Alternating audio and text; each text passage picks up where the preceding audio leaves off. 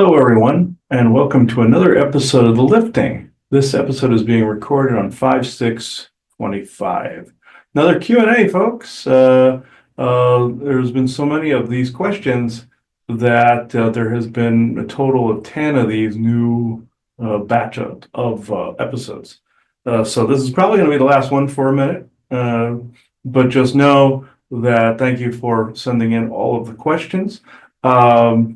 I know there were a few more in waiting before I decided that we were going to record this particular episode. So I'll copy and paste those in here soon for another one. So this is where I open the circle to true benevolence with no conflicting agendas as of this moment in time. So, Joanna?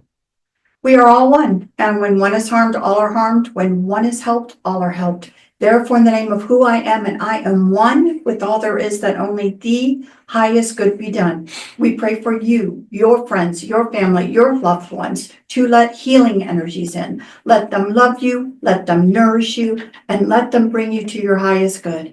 We ask for benevolence now with no conflicting agenda to come in and to support this conversation so that we may have it with great understanding. And we ask for mischievous and malevolent beings to be swept aside right now so that we may have this conversation in peace.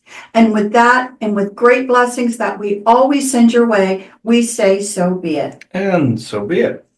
This is going to be an interesting one. Let's see here. Okay, we'll do the affirmation and blessing. The importance of opening oneself to that of creative pursuits must be buffered with that of logical grounding practices. That way, critical thinking is born.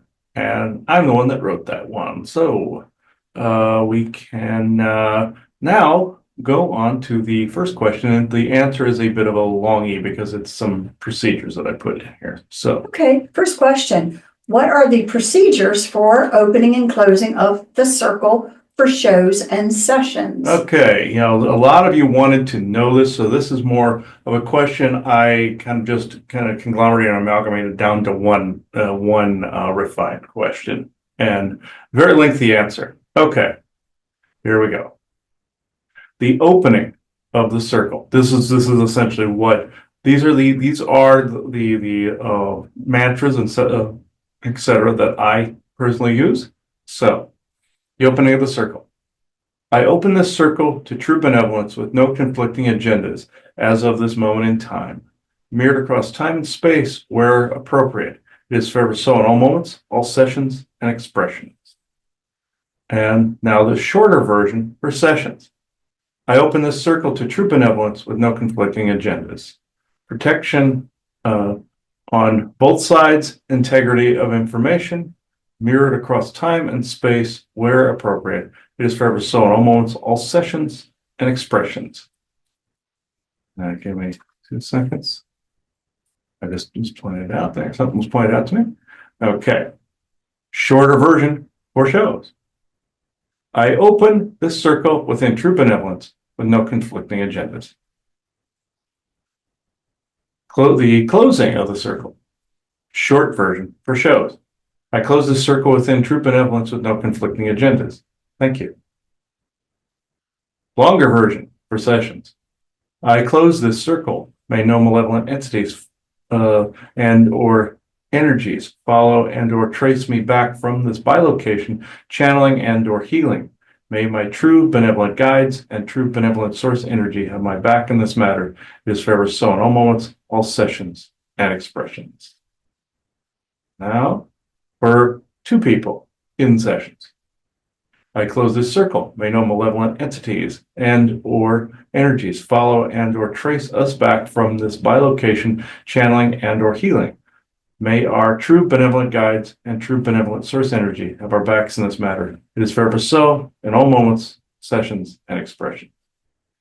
Okay, that was the end of that one. And so just to quickly state as well, for those that may be just tuning into this for the first time, we are great believers that you need to be very specific in some of the words and expectations that you have. Mm-hmm. And it's People don't want to believe that there is something other than a benevolent source creator. I wish that were true, but from our findings, there seems to be more out there. So when you're asking for assistance, even of yourself, make sure you're very specific. Make sure you include the word benevolence and also with no conflicting agenda. Make sure you're being that specific, because if not, believe it or not, because there's more out there than we really wanted to believe, that other things can potentially come in and cause issues and things like that. Yeah. So be very, very specific. Yes, with the conflicting agendas, people often wonder what I meant by this. They're like, well, isn't benevolence all good? And of course, malevolence, of course, that speaks for itself. But you have, say, true benevolence with no conflicting agendas. What I mean by no conflicting agendas is something might be good, but it might conflict with how you operate day to day, or it might conflict how you want to conduct business, or it might conflict with how you want to have a show or have, and I'm not saying different points of view. That's the wrong choice of words.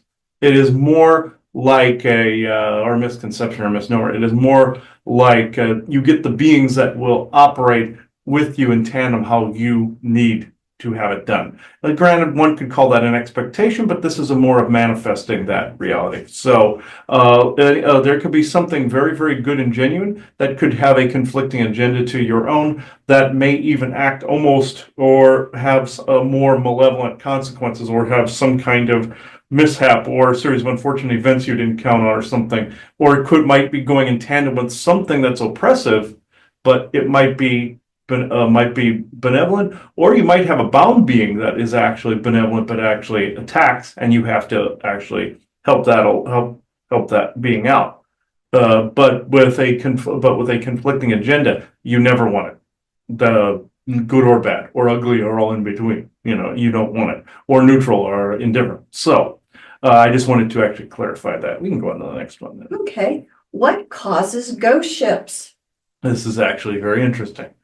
This one was by Isaac. So, well, this one is actually a much shorter answer than he was thinking it was going to be. Isaac here to say that some people are abducted by both military and aliens, while others disappeared and reappeared, some when and somewhere else within the Bermuda Triangle, while those that seemingly vanished right in the middle of a task were time slipped. Some just plain abandoned, like the ship. Some just were plain abandoned, like the ship that got stuck in the ice, and the crew just plain left. When they came back, the ship had gone adrift. It is still out there, waiting to be reeled in. Woo! Wink. Next question, please, dumbass. Wink. Isaac. Okay. All right. And of course, he wanted to have his own question put in, what causes ghost poop? And you can read that again if you want to, but that's Isaac's question. yes. I never even heard of it. What causes the concept known as ghost poop? Yes. And then he not only asked his own question, but he answered his own question. So this is a first, folks. Of course, he would have the very first poop question. So this, okay. Isaac here to answer a poop question. This is where the human body must process the energies around and within it. The body naturally takes on junk energies around it, intended or not. The body gets affected by said energies. Good, bad, ugly, and all in between. No matter how much shielding one has, the liver usually takes on said energies, because that is its job. This filter, along with the appendix, takes on both viral/pollutant toxins as well as energetic ones. Both energetic types, though, get taken on. This then affects the stomach in a more visceral and violent way, depending on the frequency of said energies. Hence, the reason for the body conjuring what he here calls ghost poop, whereas the body automatically transmutes said energies and converts them into physical waste. Yes, this actually happens. Wink. It turns into urine/pee/piss. Why he felt necessary to add all three of those, I don't know as well. Next question, please, dumbass. P.S. Too many sessions or Q&A channelings in a row will cause this effect. Just saying, dumbass. The wink. Bye for now. Wink. Kiss emoji. Wink again. Isaac. He's saying that because we really have done a lot of these shows within a very short period of time. Chris really wanted to get them done and get them put up. And he is now the second person who has said, whoa, you shouldn't be doing it this quickly. And I guess he wanted to explain more as to why. Yes. So he not only asked his own question, he answered his own question. So that is actually first for any of them. I know we've made our own based upon concepts we want people to understand. I suppose he did the same thing. So, and it was more directed at me and everybody at the same time. So we'll go on to the next one. This one says, who was Cromwell before he was Cromwell? Oh yeah, this was interesting. This has to do with the Grey Pope episode we did. There was a segment I added where Richie and I recorded bringing in Oliver Cromwell.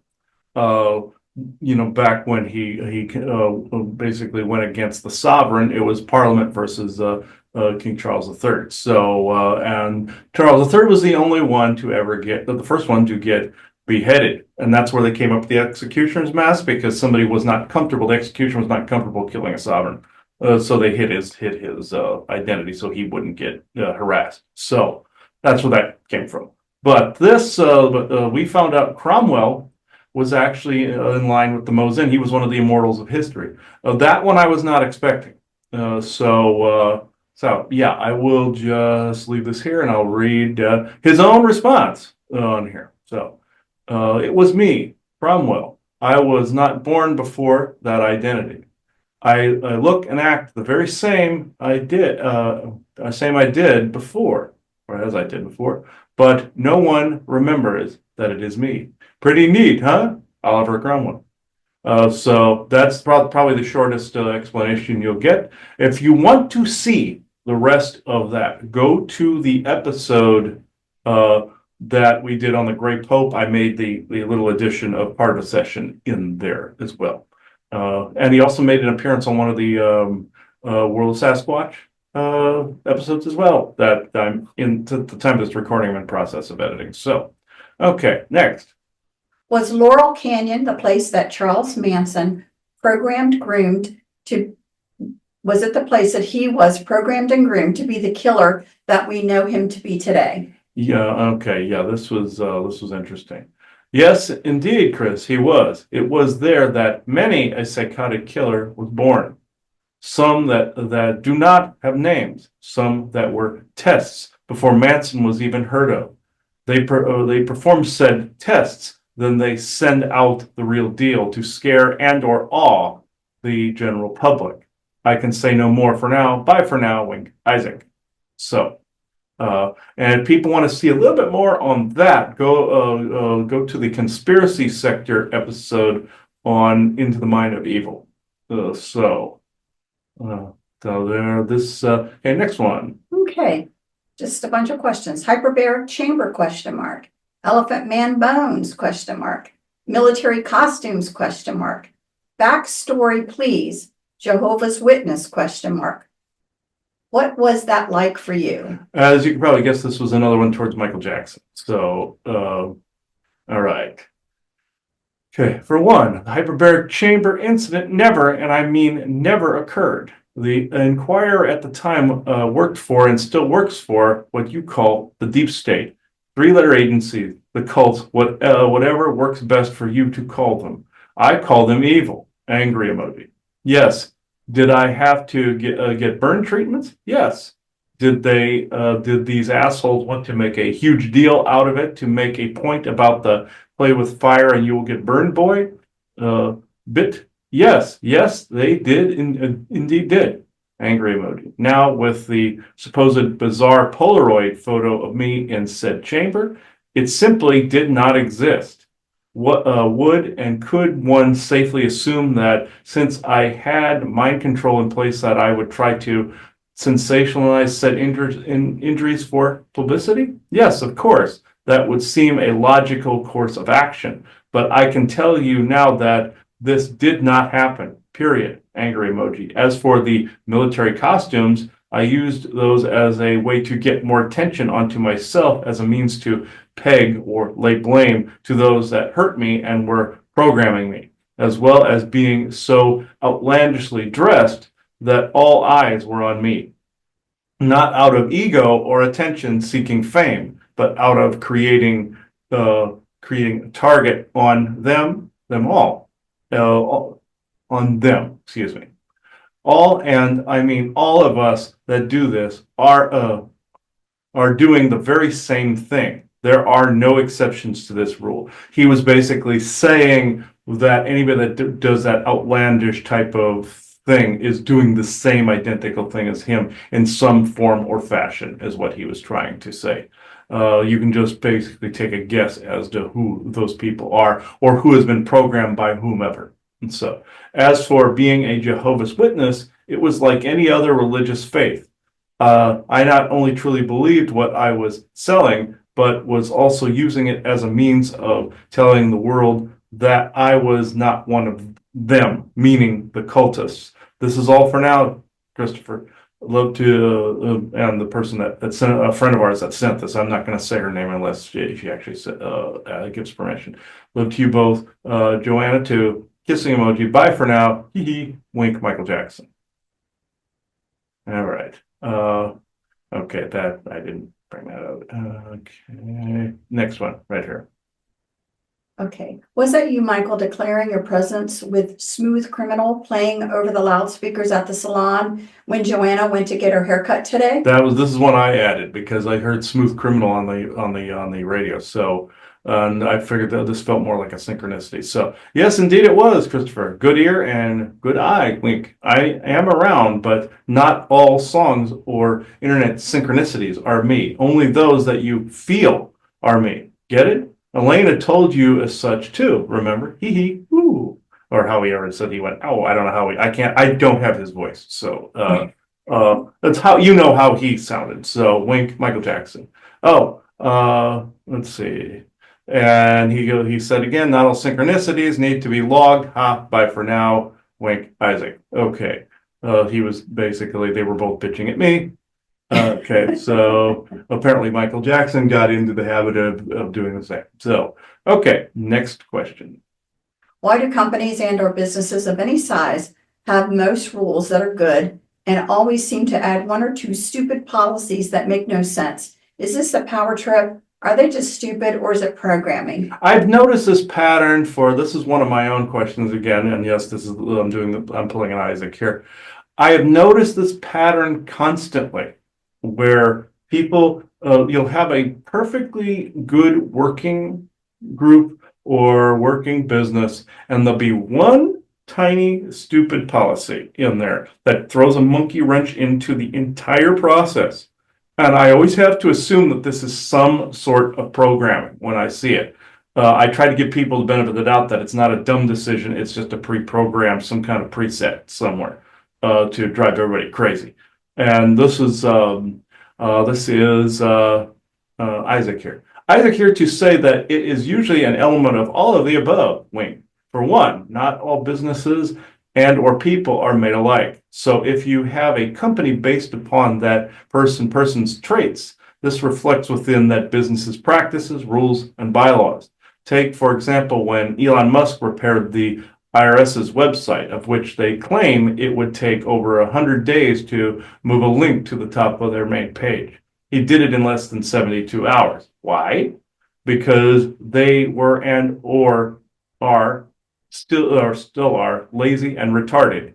And he said that about the IRS. Okay. Now take, for example, the post office worker that is not allowed to put fresh tape on your box because he will get in trouble. Bosses tend to go on a power trip from time to time, and with the post office, there are no exceptions to that rule. They are anal retentive to the core, but not where it counts. They want people to buy their tape and not use up theirs. Dumb? Yes. Cheap? Also yes. Retarded? Definitely yes. Greedy? Most certainly yes. A program? Yes and no. A program of their very own making that just became a set of rules that all must follow, even if it makes no sense to those with a set of brains, as well as a heart and soul. Ha! This answer was not what any of you were expecting, was it? Ha! Wink. Next question, dumbass. Wink. Yeah, I ran across this briefly. I just some postal worker I met the other day basically said, I asked him to put a piece of tape on the boxes. I'd forgotten a piece of it across the box. And he goes, "Oh, don't say anything because we'll get in trouble. The bosses are cracking down on us. Like nobody has anything better to do than to crack down on something stupid like that." I've never understood this process. I've never understood this. I would always assume, contrary to what he said as well, I've always assumed that it was some form of Mr. Smith programming, some form of some dumbing or something that was taking place. And I've noticed this pattern everywhere. Like there was I'll say one more thing on this subject. Around the times of the lockdowns, like that wasn't a form of it too, but there was a group on Facebook that people were supposed to go on there to basically sell things. I won't name the group or anything. And then the person said, "No, don't put prices on anything." And as I asked, like, "Why? You're selling stuff here." Somebody got on and was very belligerent. Goes, "Well, then why don't you leave then, if you don't like it?" I'm like, "Okay, what's with all this?" And then the person never bothered to explain the context because she thought Facebook was going to kick them off of there or something if they did it, or if people did it, which is simply not true. They booted people off of their site for even more retarded things like saying the wrong thing. So that through censorship, it wasn't over that specific thing. It was over other things that made even less sense. So of that thing, they never did it. So I just wanted to put that out there. I've seen this pattern, and I was just curious as to why this pattern kept popping up no matter where you went. People just acted that way, or businesses acted that way with one dumb rule. Now, at least we have an answer with that goes with that. So we'll go on to the next one. Again, a question for Michael Jackson. What is your favorite color and why did you always wear red and black? And your favorite foods? Okay. Hello, Chris and our friend, unless she gives me permission to say their name. My favorite colors are purple, blue, green, and some reds. Shades of red, that is. Wink. I wore red and black because that is what the Kabbalists expected of me. Playing along and all. Wink. For foods, I like some of the worst junk food around. Like a lot of you. Wink. But my favorite foods were more foreign dishes. East Indian, spicy types such as Asian, Taiwanese, Japanese. Like you, Chris. Hee hee. A wink. Thank you for this. It is relaxing to talk about nothing. Try it sometime. Hee hee. Bye for now, Chris. Wink. Michael Jackson. Okay. And this was another one for Michael Jackson, the next one. So next question. What and who is Heartbreak Hotel about and why? Yeah, this was more of us on a sadder note. Let's see. This will be short, sweet, and to the point, Chris. This was about a lover that I thought was on my side, but in the end was only out to break my heart and soul into pieces. And he was frowning, crying emoji, sad that he popped up. They like to use these emojis a lot. Okay, well, it seems to be a language of its own. When she was finished with me, my heart hurt so bad that I could taste it, accusing me of horrible things, Chris. She is now with me here, but not with me, if you get my meaning. She died by their hand after her job with me was done. She is in spirit, as am I. The programming is gone, but the scars remain. Sad face, my crying emoji face. This is all I know, Chris. Never, and I mean never, let this happen to you. Tricks can and do come in all forms, shapes, and sizes. Remember this, please. Be seeing you around, my friend Chris, and my other friend, and Joanna. Wink. Hee hee. Bye for now. Wink. Michael Jackson. What he was trying to say was who he was talking about, and this was looked like an earlier girlfriend that was more trying to groom him for what came later, is what he was trying to say, or what he did say, I should say. And he was very sad when he said this, and what he meant by with me but not with me is in spirit you have multiple layers. He could be on a frequency level that he never ever talks to this person. People always say, "Oh, we're all the same there."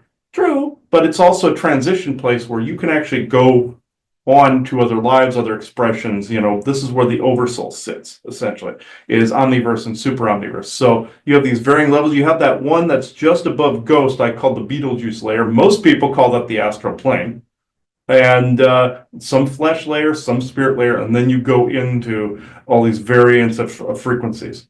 Like what I told in the episode called The Line, I told you about those that had passed on were from my family line, my father's side, and others, and that other persons that controlled from a layer of spirit. It's that astral plane layer I was talking about. And then the ones that were in the other areas were actually trying to assist in stopping this layer.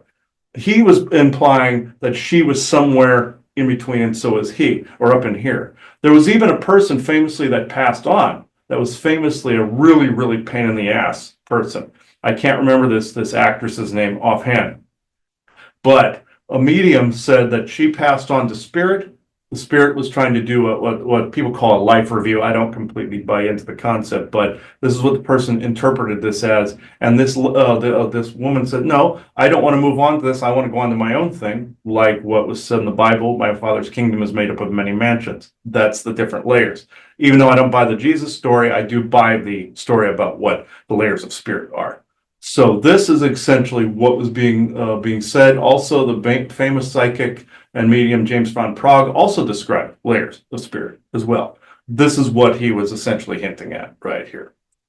Not quite that elaborate, but that's what he knew I would know what to say there. So this is actually the end of the episode already. This is the shortest one we've done so far. There will be more. Just give me a little bit. There will be more. I bulldozed through, especially that 8th one, folks. That's probably the longest one we've had. So I would assume tonight it's Isaac again. You would be right, dipshit. Okay, all right. Okay.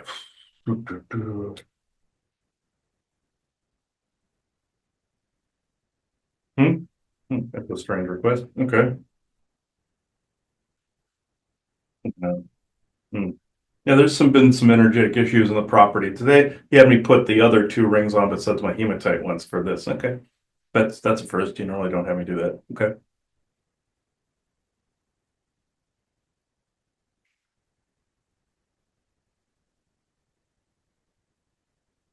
I will say this to anyone listening. This falls in line with the opening and closing of the circle. Working without decompression time is the same as keeping an open circle. It has the same rules applied to it, and it has the same thing. As oppression aside, if you're trying to take care of something, that's different. This is not what is being said. But if you do too many of these things in a row, even at home, there is a chance that you could stir the pot too much. What he usually says about opening and closing the circle and rapid firing like tarot card readings, and they end up hurting the other person. This is different, where they're not opening and closing the circle, they're not cleansing their deck, nor are they out changing their deck, or about the person or changing their deck out every quarter or so, as he would say, or the person that wandered the psychic fern was doing little mini reads on people and not closing the circle. This is slightly different. This is where you do a lot in succession. Then you get yourself to a weakened stage. Therefore, you become a target for who knows what would be lurking in dark corners. And I'm not trying to be joking in this particular instance. The series of unfortunate events that he noticed even today, I will not go into gross details. No, I'm not meaning gross at all as in bodily fluid gross. I'm talking, or any of that other gross, I'm talking about situational gross. Whereas even something that, say, he canceled on his GoDaddy account, charged him and he had to go fix it. The PayPal was frozen. They had frozen it. He had to fix it. TV fucked up in the other room. They had to fix it. You see the pattern. It's all electronically based. Electronically based usually says either ghost or entity screwing with. There's nothing here but myself and the other good guys at the moment. But no, and also the military and V2K and all that garbage does this. But you leave yourself open to more of a push, even in protected times. You see. Whereas no matter what the protection is, like what you saw about the liver and the ghost poop, yes, I did come up with a question for the ghost poop, but he came up with the term ghost poop. So it's actually both of us that are guilty of that. But you saw what was said in that answer, what I said there, where body takes it on even if you do not know it. And eventually you become weaker to the point where your protection is vellum thin. Or you'd say paper thin, but vellum is a little thinner. Or like that Japanese paper where, like I was showing him the scene from The Simpsons where Homer just rips through and walks through and goes, that's essentially it. That's what what eventually your protection becomes, because it's two-sided. Interior, exterior. Environment reflects the interior reflects environment. Like in that previous question, the previous episode, where the person was talking about the house being sick, they were sick. And vice versa. When they were sick, the house felt off, and when the electrical system of the house was affected, their nervous system was affected, etc., etc. This is true, and this is what's going on. So I can go into questions. So, and just to expand that, you're talking about people that channel, do energy work, Most certainly. So This again, other person that actually came up with that concept is also an energy worker, yes. right. So again, Or I should say didn't come up with it, discovered it. right. So again, we're not just, again, all these things, although Chris is using his own examples, or they are using Chris as an example. More of the latter. But it applies to more than that. It applies to channeling, it applies to the energy work that really, again, we've always said, and again, I that you need to cleanse well between whatever sessions you're doing.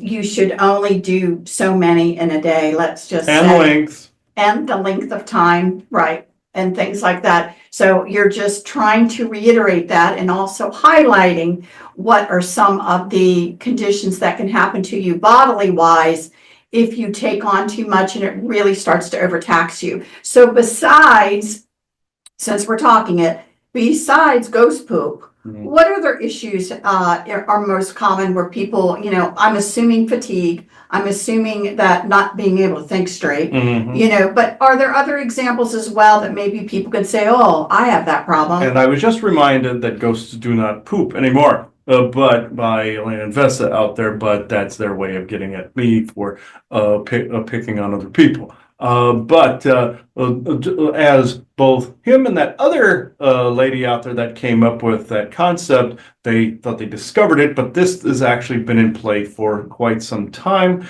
Can you repeat part of your question? It's just other examples besides, having GI effects. What other examples would happen to people? I know fatigue, I know mental clarity. Vulnerability to viral infections, vulnerability to immunodeficiencies, electrolyte deficiencies, things of that nature.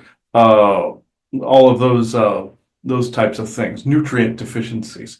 And you may not think that this is too much, but millimeters and centimeters accumulate as you can for, like, say, putting stones on the property where you're putting protection up, or as you were changing the molecular structure of the creating a crystal grid on this property. What are you doing from the energies of the owner? Millimeters and centimeters. Saturation. That is actually the better term. Millimeters and centimeters equal saturation. And from this much to this much to this much to this much. And this is what is going on. This also can cause oversensitivity to other energies, other people. Also, what I said before about, and others said before about him, thinking his words were gone. because of the instant connection to things and the need to do things immediately. This is not just OCD, this was a nano contagion as well. Like I said, hint, hint to the right, that bottle of smart water sitting to the right over there. I know that's the last one you guys had, but this, what I said in an earlier Q&A, smart water equals smart dust. And the force people were also, I believe it was the force people that started that conversation, and then I carried it on from there. But other things, these are the other things that would be affected. Outwardly, things would be like finances. Outwardly, things would be like people around you changing their minds on things. Suddenly, the typical, type of haunting or demonic type of scenario. Also, because this is all one kind of concept. Becoming depleted makes you vulnerable to. So, I would highly suggest to anyone doing this type of work that you take the proper decompression time. And what I mean by the proper decompression time is not bulldozing. If anybody learns a lesson from his dumbass and just make sure do not bulldoze. He was supposed to learn this from his secret space program stuff by catching COVID back in 2021, because remembering and memory is frequency, and tapping into that frequency brought him back to a stage of vulnerability. It is approaching that level again, and I'm using him as an example. So, which is fine too. The meter is going this way, Mhm. and it needs to do this a little bit. And so I just don't think it's a great discussion, because in general, people have had a sense that, boy, I'm getting worn out, but they really do not know the totality of how let's just call it the spiritual side of us, because we're in an avatar body doing everything. By the time you feel it, you've done too much. Right. And so you don't know that. You think, for some reason, I do think people think the spiritual side is somehow disconnected from the body, but it's not at all. It's still all running through it. And so so I appreciate this conversation for everybody, because you do need to know that you're not being a wimp to take time to decompress. You're actually honoring your, mind, body, spirit, the whole structure, by taking that time. That could be sleep, that could be playing a game, that could be working on other things you love, etc., etc., etc. Mainly nature fixes this, but yes, otherwise you add to a more putrefaction of your own energy. Right. So that's actually very important to understand. Well, we have done a lot of these. So right now, I have to admit, my mind's a little bit blank with questions. Is there anything in particular with all of these things that we've done over the last few days that you would either like to point out, reiterate, anything like that before we go? Well, I will reiterate again, it was brilliant on the opening and closing of the circle, but to add again to that, to bullet point this, you must balance hard work with decompression time, the yin and yang of all of these things. With you guys approaching the conference there in July, of course, there's a bit of a riptide forming like last year. No offense to anyone, and I bet you didn't even notice that there are flight issues once again in the news, like there were around the time of the conference last year. Granted, it's not just focus on the one thing. There are other people doing things similar, but granted, that conference is the most authentic of them all. But did you not notice last year people had flight issues? Right. Look again. It's happening again. It's a wash, rinse, and repeat. To any of the conferenciers that are listening, do the same as you did to Hurricane Helene and Milton. Focus on those things being dispersed. I don't mean the planes, I mean the delays and the series of unfortunate events. And any electronic issues any of you have, it all, and situational, financial, any of those, it all falls into the same pot. And not the pot of gold of a leprechaun. I'm talking about the pot of like a cesspool. You don't want a cesspool. cancel out the cesspool, is what I'm saying. So that's all I have. Well, thank you. I appreciate it. And I hope everyone has enjoyed these series of Q&As. Unless you have any last words, I think we're going to end it. The last words is too harsh. Since I am always speaking. Well, the forest people said it too, so I will match this. Apparently, Fuma seems to think that I'm the place where jokes go to die. He famously said the other day when I ran a joke into the ground, he famously said, Isaac, where jokes go to die. I beg to differ. I believe running him to the ground is a time-honored pastime, and I will continue to do it.